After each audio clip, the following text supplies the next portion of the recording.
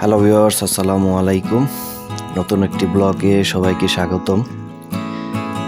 আজকের বিষয় হচ্ছে এই প্রচণ্ড তাপদাহ বা গরম থেকে কিভাবে কবুতরকে ভালো রাখবেন বা সুস্থ রাখবেন।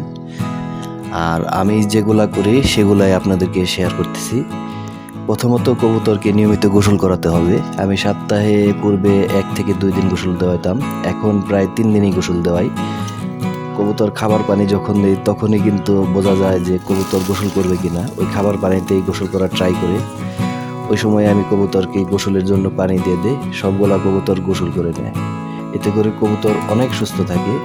ইদানিং দেখা গেছে অনেক ভাই ব্রাদার বা পরিচিতর মধ্যেই জানা যায় যে অনেকেই এই কবুতরের এই গরমের কারণে অনেকের কবুতর অসুস্থ হয়ে গেছে।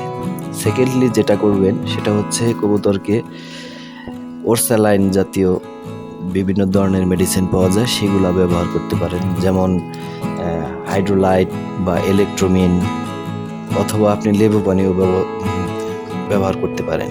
আর ওরসালাইন ব্যবহার করার বহুবিধ উপকারিতা আছে। আর ওরসালাইনের খাওয়ানোর উপকারিতা মূলত ডিহাইড্রেশন বা পানি শূন্যতা প্রতিরোধ বা চিকিৎসার জন্য ব্যবহার হয়। এটি মানুষের মতো সমস্ত পশু পাখির ব্যবহার করা যেতে পারে। বিশেষ করে ডায়রিয়া বা অত্যাধিক গরম বা অসুস্থতার কারণে দুর্বল হয়ে পড়লে ওরসালাইন ব্যবহার করা যেতে পারে।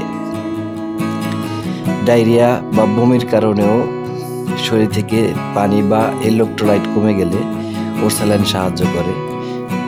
আর শক্তি প্রদান করে, কবুতরকে গ্লুকোজ থাকায় দুর্বল কবুতরকে তাৎক্ষণিকভাবে শক্তি দেয়।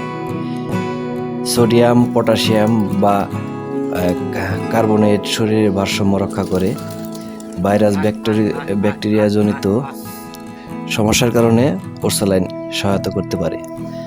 আর বিভিন্ন ওষুধ বিভিন্ন মাত্রায় প্রয়োগ করতে হয়। সেক্ষেত্রে হাইড্রোলাইট যেমন লিকুইডটা, এটা প্রতি 4 লিটারে আমরা 1 ml করে ব্যবহার করি, অথবা ইলেকট্রোমিন প্রতি 1 লিটারে 1 গ্রাম করে ব্যবহার করা যেতে পারে।